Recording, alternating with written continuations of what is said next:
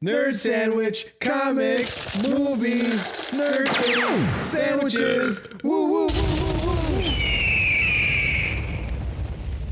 Hello and welcome to another fantastic episode of the Nerd Sandwich podcast. We are your hosts. I'm Juan. And I'm John. And we're here with Nerd Sandwich.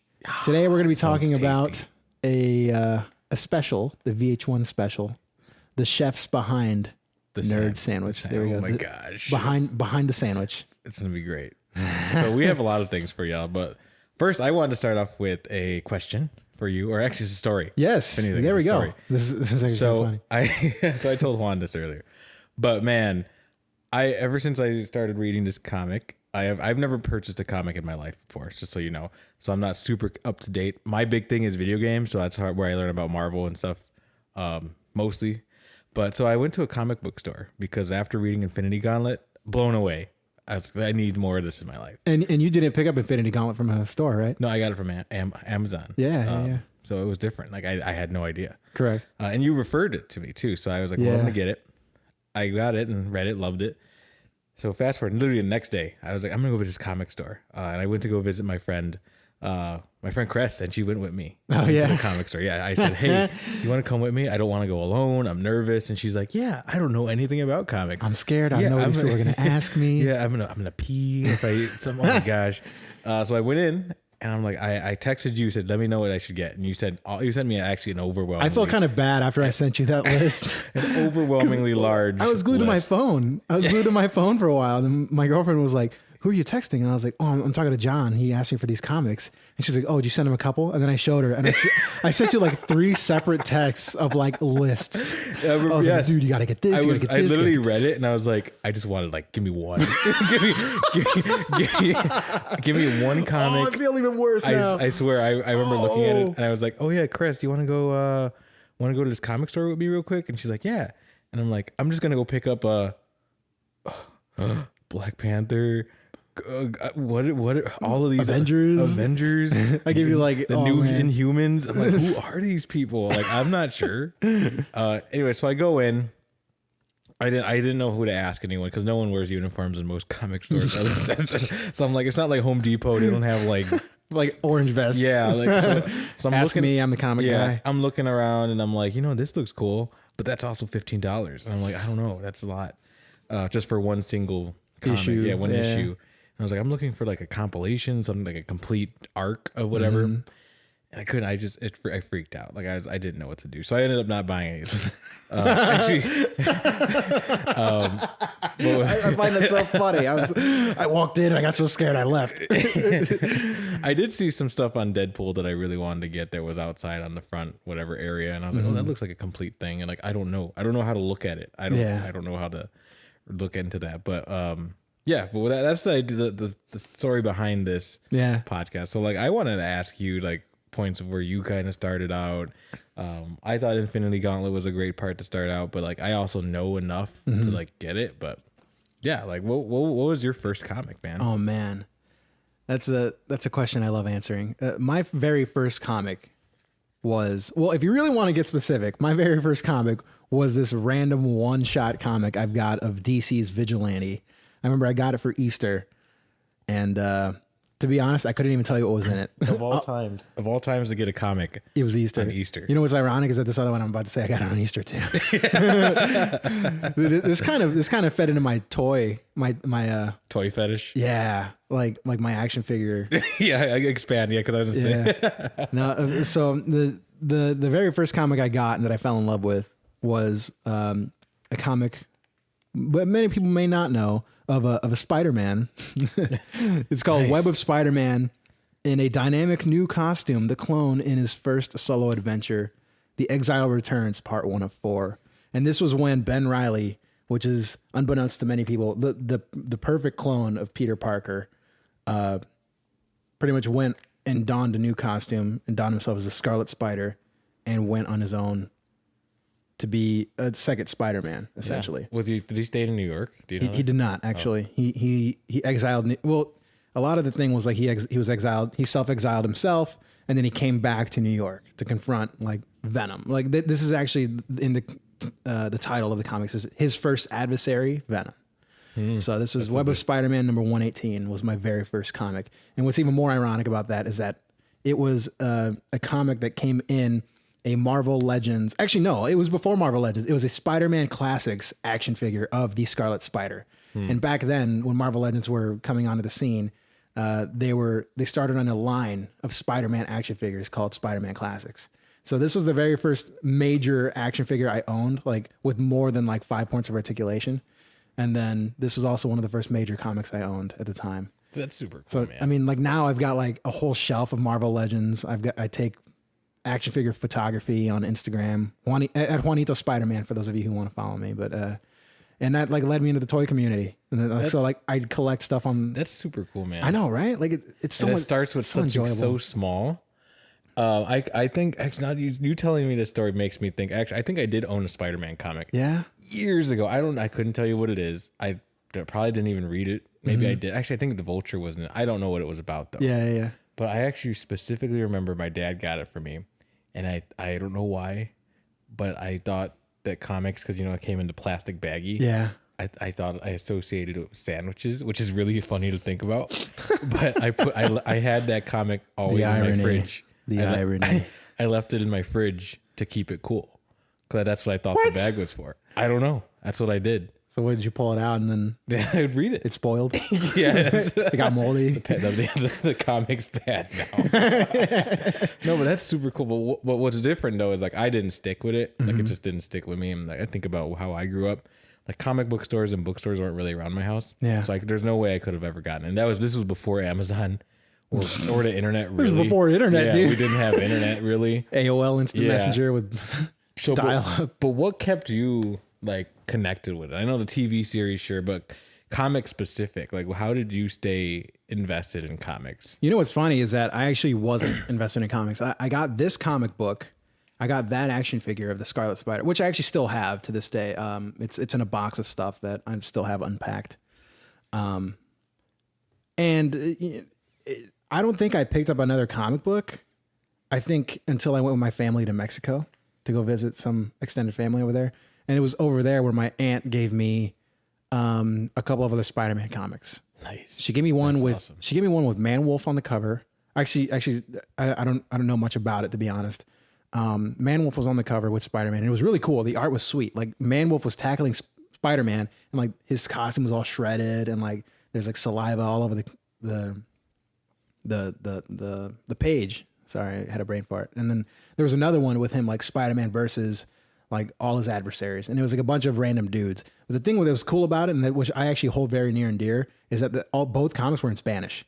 Nice. So that was gnarly. That's awesome. Yeah, but like even then, like I didn't pick anything up after that for like maybe a whole decade, and that was when I entered like a gaming phase. I went to Gamers Arena was this place back where I'm at, and it was where you went to just go online game like multiplayer. Yeah, you could go to places to play multiplayer games, cool. like LAN. I picked up a bunch of Invincible Iron Man comics, and I remember that was when Civil War was a big thing, because some of the comics I got were Sensational Spider-Man, but it was him in his Iron Man's like his Iron suit, Spider, like the nice suit, his Iron Spider costume. But I didn't really get into major comic collecting until like maybe 2 years ago. I think some of the first major comics I started picking up were probably Secret Wars. Yeah. In 2015. And just curious, how did you lead to that? Because like I find myself, like I said, I went in the comic book store, freaked out, left, went to go get a beer with my. I can tell you how many times I freaked out too walking into comic stores. It's intimidating. It is. Like there's so much stuff. Like, and I wonder, like that nerd, that aspect of the nerd community. It's like it's not always the most welcoming thing. It can be. I think if you ask, yeah. Like I'm sure if I went in there and asked someone, like, "Hey, can you help me out?" They would have been like, "Sure." But like, how often do we ask for help? Yeah, not often. I don't, at least. Well, that one time you and I went and I got like a huge eye roll from this lady. Yeah, she's like, "Oh my god, how do you not know where Flash is?" And I'm like, "Yo, Yeah. whoa, I don't even work here." Yeah, like and that could have been that could spoil someone's experience. Yeah, that could have been you as a kid asking like, "Hey, do you know where the Flash is?" And then they're like, "Dumb old kid, like why are you reading this date?" Maybe it's over there where the wall says the Flash. Yeah, you're like you get some smart aleck, you know. And it's like, oh, come on, that's like someone's like first comic experience, and that could be ruined. Yeah, but it's hard. Yeah, and that's what I'm afraid of. Yeah, like I don't want to go into the store, and I know you're helpful with me, like with this, but I don't want to go somewhere and be like, hey, I want to learn more about Black Panther, because I really do. I want to know more about Black Panther, like a lot. Especially because I know he has, from what I saw, he has that like Hulkbuster suit. He has his own like kind of dude, I version. didn't know that. That's pretty sweet. Yeah. And I have it as my wallpaper, and I don't know who. I don't know what it is, but it's cool though. It looks amazing. Oh, well, why don't we check it out? Go ahead and keep talking. I'll see if I can find it. But I want to learn about that, and I don't want to go in and someone tell me like, oh, that's, I don't know, so something that doesn't, it just looks dumb. But I want to be able to go in and feel like, this is my people. I want to join that community. Is this what you're talking about? Yeah. This? Yeah. Oh, dude, that looks awesome. Yeah, that suit looks amazing. It's a Black Panther suit? It's basically just like, it's literally a Hulkbuster, but like with the Black Panther. Yeah, it's called the massive Hulkbuster suit. Totally awesome Hulk. Oh, that's where number it was. 9.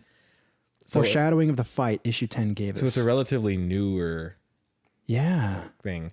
I think I might have stumbled upon it on Facebook or something. I can't, or Reddit probably. Yeah. But I saw it and I was like, this is amazing. And I want to know more about him, especially since he's joining the Marvel Cinematic Universe. I want to know more about him. Same with Thanos. I read Infinity Gauntlet, learn more about him. It's really cool. And I know it's not going to be the same. I get it, but it's a different culture. And I think people being open in that community is super helpful. Yeah, I mean, a lot of it really depends on what you want to get into. Like for me, the event that did it for me was Secret Wars 2015. I was like, dude, this looks awesome. At the time, I didn't read the original Secret Wars, and that was enough for me to be like, okay, maybe I should like start getting into this stuff. So I started picking up. I read some of like the background on it. Unfortunately, like this was a time where I was like pirating stuff.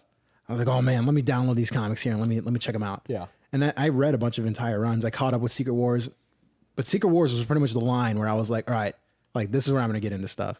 And I started going to the comic store like once a month, once every 2 months, and picking up what I could of Secret Wars. And that was actually the first major story arc I collected. So I've got I think 9 issues of Secret Wars. It was a hit or miss. I actually really liked it. I'm huge in like I'm big into like the huge convoluted plots. Like those crossover like tie-ins. Exactly. Yeah, those are cool. There was like a bunch of tie-ins for that one, and some people hate them, some people love them. I'm indifferent. Like I pick up the necessary stuff. But. My theory too with crossovers and of any sort, whether it's video games, comics, movies, I think their goal is to attract audiences. It's to pull you in and definitely. Like get you invested. And that's what happened to me. I'm even looking at this. I'm going to keep referring to Infinity Gauntlet because that's the only comic I've read in its entirety. But like reading it, and I'm like, I want to know more about Adam Warlock. I want to know more about Moon Knight. I want to know more about Spider-Man in general, Wolverine, Hulk. I'm like, man, I'm a Spider-Man guy. This Thor, I don't even know who that Thor is. Like, I thought that's not Thor. Like, he's like, I'm another dude. I'm like, what? Like, I don't get it. I don't know what is happening here. And they don't fill you in on that because that's not part of the story. Yeah. Drax the Destroyer, Celestials, the Watchers. There's so much that happens that now I want to read more about them in specific, like individually, like specific characters. It happens in every genre, man, in every media form, like especially video games. I've told you before, Marvel vs. Capcom gets you invested in all these other characters, and you kind of just start researching, like, oh, Ryu, he's from Street Fighter, or they introduced Doctor Strange and all these other characters. So it's getting my foot in the door in the world of comics. And and with me, I had to start somewhere, and what I find myself doing right now as we're doing this podcast is that I would just type this stuff into Google and be like, what's a good starting point for this? There's a site that I use religiously. Of course, ironically, I lost it just now. I want to say Comic Vine is a good one. And then How to Love Comics. How to Love Comics is one. How to Love Comics gives you an entire reading order of where to jump on with certain events. Nice. So it's like, That's exactly what I need. That's what I did for Secret Wars. It's like what to read, like everything you need to know up to Secret Wars. And like it pretty much started me all the way back to like Secret Wars 1. I didn't read Secret Wars 2 because it didn't look that appealing, but I think even the guy in there said like it's not necessary. But I read a bunch of stuff leading up to it, pretty much like and that's what led me to the Jonathan Hickman run of the Avengers, which is actually probably one of my favorite Avengers arcs ever that I've ever read. Jonathan Cool. Hickman has a very interesting way of writing, and the illustration. Oh man, I actually forgot who. It kind of varies, but I know. Damn, I'm gonna have to look that up. Here it is. Jim Chung, for example, illustrated one of the arcs of Infinity, which was part of the runs on there, and Jerome Pena was another one. But like the writing in it was so fantastic, and the artwork was so beautiful. And it was a very intense run, especially that Infinity arc. And then reading the side, like the coinciding story with that New Avengers, which was a lot more Illuminati based. I talked to you about the Illuminati, like the underground Still stuff. don't know what they are, but man, Dude, it's they look awesome. Cool. It's freaking sweet. It's got your boy Black Panther in there too.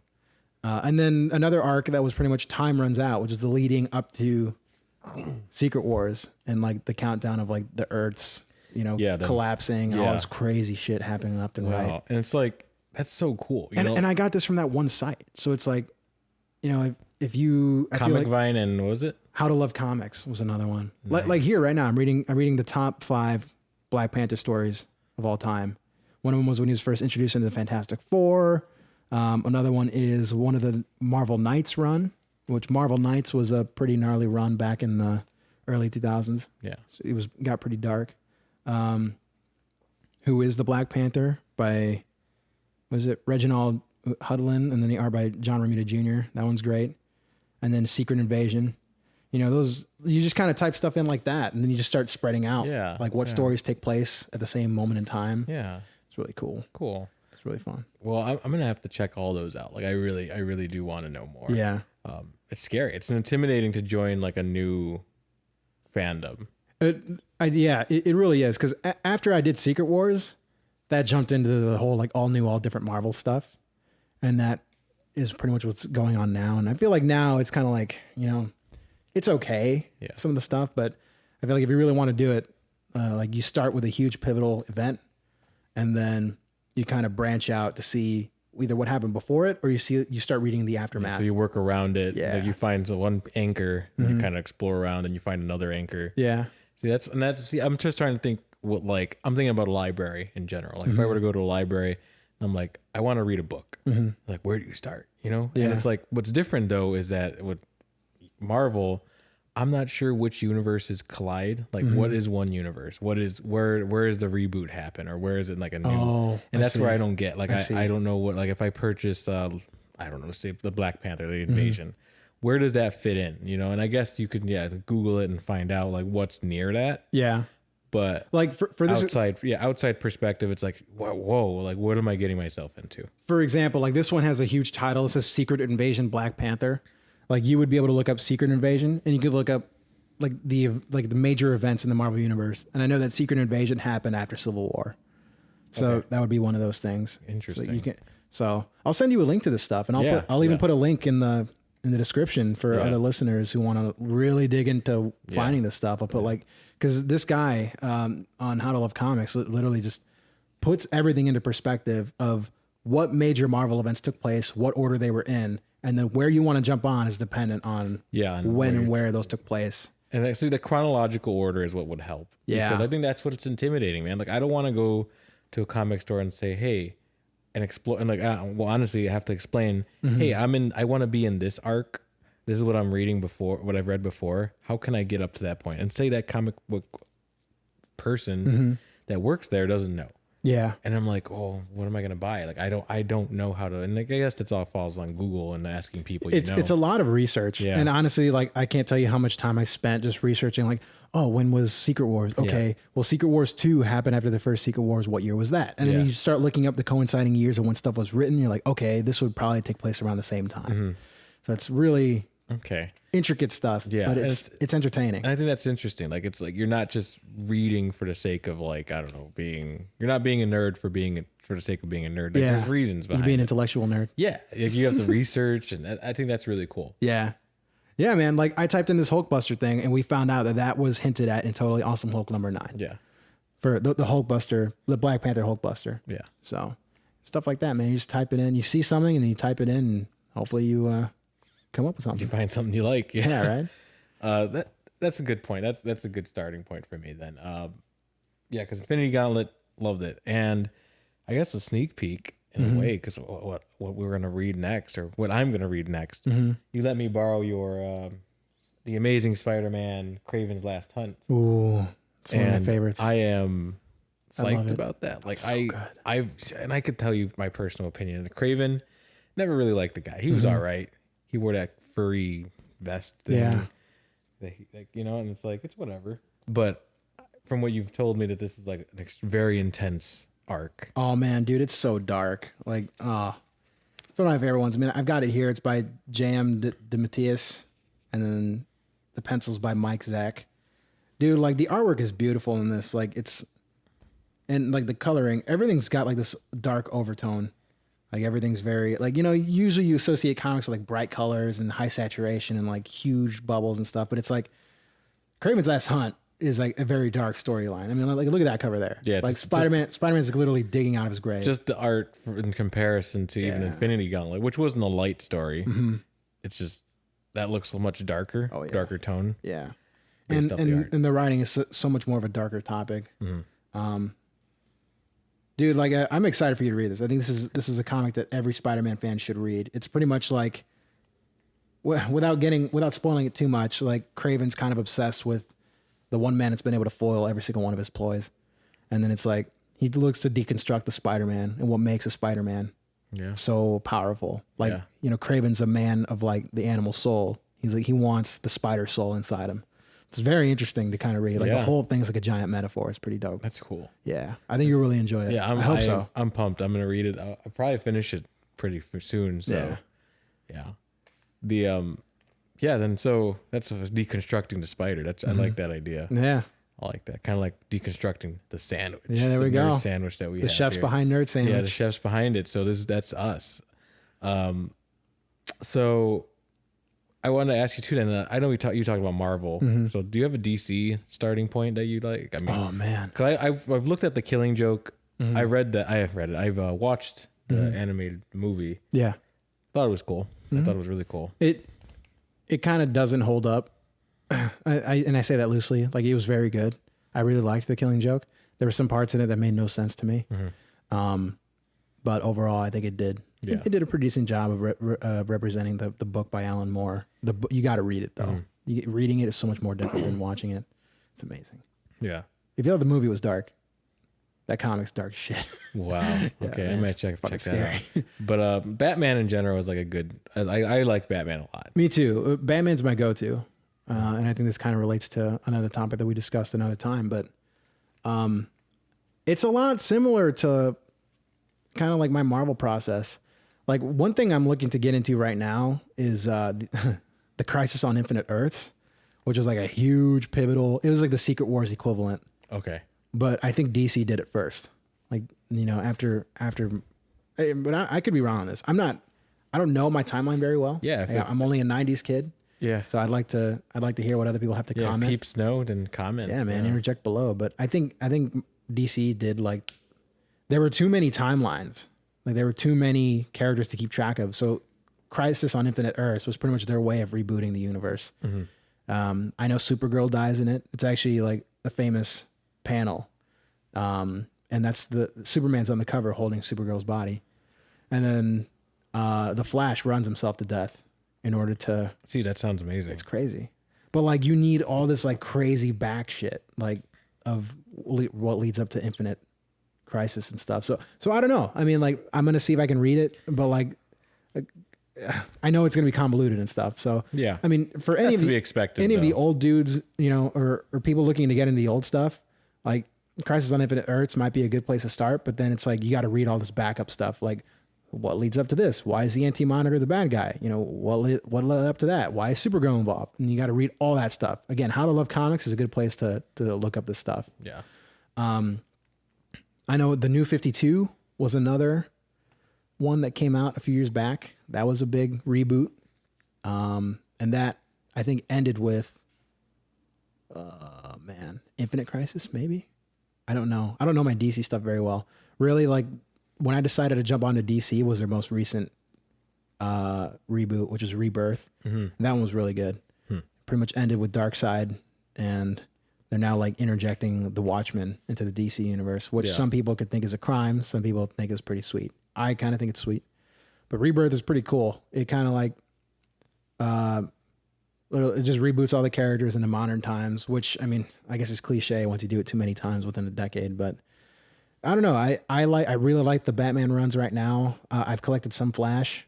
It's really sweet. Yeah, I feel like I'd like Flash. I like the concept of Flash is a cool. lot. And I mean, like right now I'm picking up the most recent comic I read was, Dark Days, The Casting, which is a Batman arc, which is a prelude to Dark Knight's Metal, which is coming out in August by Zack Snyder and Greg Capullo, one of the dynamic duos that did one of the relaunches of Batman during the New 52 era. Cool. It's one of the highly regarded Batman runs in a long time. Yeah. So the same two dudes are coming back to write Dark Knight's Metal. It's going to be sweet. So it really ties in. And from what I've heard, it ties in stuff from the Crisis on Infinite Earths. Yeah. So that's kind of why I want to get into it. Cause like there's some stuff they're talking about. And I'm like, dude, I have no idea what this is. Yeah. But it's like, you know, I know as soon as I go back into that, I'm gonna be like, holy shit, I have so much reading to do. Yeah. I think at the end of the day, it's like, all right, I'm going to explore something. Yeah. That's going to lead me to explore other things. Pull on the twine. Yeah. It's unravel the sweater. I know you always say it a rabbit's hole. Yeah. It definitely, fall into the rabbit's hole.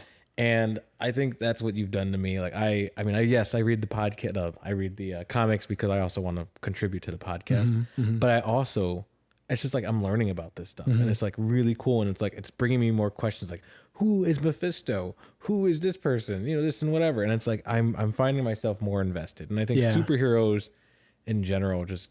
I don't know. They make you feel, they let you escape. And I think that's what these comics are doing. Well, and I think what comics do a good job lately. Well, I don't know. Lately, I use that term mostly lately. And I'm sure longtime comic veteran readers can be like, oh yeah, I'm sure. So I'm kind of looking forward to see if there's any comments or anything. But you know, reading trade paperbacks is a good way to go. Like you don't always have to collect single issues. Don't do what I do. Because like your wallet hates you at the end of the day and you have this box of comics and you're just like, fuck. But trade paperbacks is a great way to go because you can collect the entire run. It's cheaper in the long run, actually. You know, each issue, especially now, is like, I don't know, $3.99, $4.99. You get 2 comics, you're already at $10. Kind of sucks. You know, you get a good trade paperback. Like you got the Infinity Gauntlet that had 6 issues in it. You got that for $15. And you got it on discount for $10 on Amazon. $10. It was really cheap. You know, and like you just find deals like that. And one of the ones I'm looking forward to that I ordered is Uncanny X-Force. It collects 1 through 19, and I got that for $20. Wow. I think. It was on deal. Like, trust me, I was looking at it the day before and it said $39.99. And then the next day it was like $22. And I was like, oh shit. I put it in my cart right away. But it's You're like, Mom, can I buy this? Right. But it's another highly regarded run by Rick Remender. Rick Remender really killed that one. I've read it before. I finally have it in paperback form. But like the trade paperbacks are the way to go. And it's like, that's a fun way because it helps you tell too, like what year they take place. Obviously, most of the time, if it's a later year, you can kind of almost assume that it takes place at a later time in the timeline. Of course, once you throw reboots into that, it's kind of a whole monkey wrench. But if you do your research with chronology and stuff, you can get that really taken care of. Cool, man. That's awesome. Yeah, I'm probably going to look more into trade paperbacks. Yeah. As you call them. Yeah, man. And I'm going to go to comic book store. I'm going to go back there and walk up to everyone that's in there and be like, where's the trade paperback section? And then you're going to go and you're going to get scared. Yeah, and I'm going to go back. This is too much. I'm going to have to go back to the get a beer at Bar Louie or something. Yeah, right. Somewhere. No, I'm telling you, if you want to read anything, like I would, like anything Avengers related, I would start with Jonathan Hickman's run. Because a lot of that has to do with what we're seeing in the movies now. Okay. Another one is probably the Ultimates, which was back in the Ultimate Universe. It's where like a lot of the costume design of the MCU comes from. Cool. So it's kind of neat. Yeah. You can definitely see parallels. Like Hawkeye's costume is more of what's in the Ultimates. Yeah, I was thinking about that. Right? Because they definitely didn't stick with traditional costume. Yeah, most definitely. Well, for a lot of characters, they didn't. It's because like why? Yeah. It's like it wouldn't look as cool. You lose some of the believability. Yeah, it's like if Scarlet Witch wore what she wore in comics, it's like the little headgear. Yeah. Why? Like super skimpy outfit. Yeah, like you don't need that. Yeah. You can be you could just be a person. You know, you could be just wear what women wear or whatever you want to wear. You know, like it doesn't have to be over sexualized or whatever. Yeah. It could be whatever you want to be. For sure. Yeah, man. And that's mostly all the questions I have. But man, I'm voyaging off into this world of magic and science and all these just cool modern different marvels. things. Yeah, like the modern marvels of comics, I guess. Mm-hmm. And it's just it's really enlightening to me. It's like I'm looking into like a different part of me that I never knew existed. Mm-hmm. So for those of you that are skeptical about comics or that don't read them as much, or maybe just like the Marvel Cinematic Universe, I think it's like, look into it. It's something that it can't hurt. It won't hurt your wallet as much as you might think. It can. It totally can. It totally can if you're irresponsible. Yeah. Financially irresponsible. It's just financially irresponsible. But like I love it. I'm digging it, and I probably won't be as big as you are into it, but yeah, I will be. I'm gonna be woke. I'll guide you. To what's happening in Marvel Universe. Just take my hand, and I'll take you there. A whole new world. No, man. When in doubt, just buy a number one. Yeah. When in doubt, just find I one don't even know what that means. the first issue in the run. Oh, okay. Usually like like part 1 of 6, Yeah. or like collecting issues 1 through 6 of this event. Worst case, you're gonna get all the information of that one event. Mm-hmm. Worst case, you're gonna be reading that. It's like, what's this about? And then you'll go and read that, and then you just start buying stuff that takes place in the same timeline. Yeah. And if you read a huge amount of stuff, then you'll start getting an idea of like, oh, well, this event took place at this time. Oh, okay. Well, this probably took place after that. Yeah. You can start piecing your own stuff together. It's kind of fun. Yeah. But man, right now is a good jumping on point, man. Rebirth. You can jump on Rebirth right now with DC. They're doing great stuff right now. It's about to come to a huge culmination with Batman, Dark Days, and Dark Knights. Dark Knights Metal is going to be sweet. That's what I'm excited about. See, I'd love to check that out, and I probably All-Star Batman's a great run too. Like unfortunately, all I read is Batman. Like I'd like to get into more stuff, but like I'm like in the rabbit hole with Batman that I know if I start picking more stuff up, I'm like, oh shit. So I think that's what I'm gonna try to get, like a culmination part, or where the crossover happens, and see who's cool in there, and be like, man, I'd love to learn more about this person. yeah, that's and I know with Marvel, like they're coming out with this arc. I don't know. I don't want to call it a reboot because I'm scared, and I hope it's not a reboot. But they're coming out with Marvel Legacy, and I think it's coming out in the fall, and it's pretty much like a take on the Avengers in like the BC era, where like Odin leads the Avengers, and like Ghost Rider's in it because the Spirit of Vengeance like lives forever. He's timeless, yeah, he's timeless. It's got like all of these crazy elements in it. Does he still have a motorcycle? I don't know. That'd be kind of cool. And so, and I know they're doing Generations, which are like 8. It's an 8-part of one shots, and like what one shots is like each comic is individual. It doesn't relate to the other one. And I think the Generations era is pretty much like how the heroes that have duplicates now, like in today's universe, you have Spider-Man, Peter Parker, and Miles Morales. You got Thor, Unworthy Thor, and Jane Foster Thor. You got Hulk, Bruce Banner, and Amadeus Cho. Like you have all them. And I think each of these comics is pretty much going to tackle how they learn to coexist in the same universe. It sounds interesting. It sounds kind of corny. That's what Generations is going to be. So that could be a neat point. Because I'm sure it's a question people are asking, like, why are there 2 Spider-Men? Why are there 2 Hulks? Why is all this happening? Well, one of the Hulks is dead. Spoilers, but so that's one. And then you got Legacy, which I'm actually kind of excited for. I'm really the writing teams and the artistic teams look pretty promising. So hopefully it goes well. Yeah, we'll see how that goes. But sorry, I remembered something. Sure. To end on a note, how much was, you said that first comic you got? You look up how much it was? Oh, you like so Web of Spider-Man was my first comic, but then I looked up the second comic I ever got, which was a free. That's what it was. I think it was a free comic book day. I think my dad just showed up with it one day, but I got Ultimate Spider-Man #1, and I was looking, dude, the thing's like, man, where is it? Dude, it's like $200. This thing's crazy. Oh, I don't have it anymore.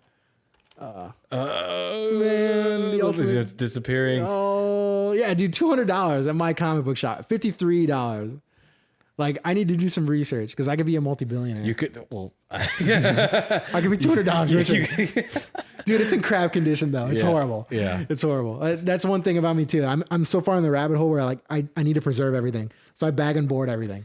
I'm just a total dork. Do you put it in your fridge? No, I have it in a box over there though. Like everything's bagged and boarded. I've even got my Batman comic here. Like the bag and board's right next to it. Yeah, like, it's gonna go in there and it's gonna go in storage. It's gonna be preserved nicely. Nice. I'm a dork, dude. Sweet. Don't do this. I don't think I'll get to that I warned point. you. Just do the trade paperbacks. Don't even do that. Don't even do that. Don't even buy it. Just ignore this. Ignore everything I've said. Well, everyone, I hope you all enjoyed this. We are in no way experts, but we do have a lot of insight. We are enlighteners. Yeah, we do. Like I'm exploring comics with you all. If you already know comics, then you're probably with Juan then, because he knows all the things. But even then, I only started a couple years ago. Yeah. But I mean, you see how crazy obsessed I am now. Yeah. I mean, literally, your entire apartment is Marvel stuff, and I'm surprised you don't have a video podcast. Like, you're just a guy that has a bunch of Marvel stuff. Dude, I've got like a shelf of action figures and toys. I've got an Infinity Gauntlet piggy bank over there. I've got like a rack of like DC and mainly Marvel trades over here. And a bunch of stuff is still in my room in boxes. We all got our things, and I think maybe we'll explore some other interests too. Yeah. Like, I'm all about Dark Souls, man. If you could like the Dark Souls trade paperback, it takes place after the Infinity Saga. There is a comic actually, and I dude, check that out, man. I can't remember what it's called, Andolis. I forget what, but I might purchase it. Yeah, but dude, another way too is like see what artists you like. Like Jim Starlin, he did Infinity Gauntlet. See what else he wrote. Yeah. See what else he illustrated. I know he did Infinity War.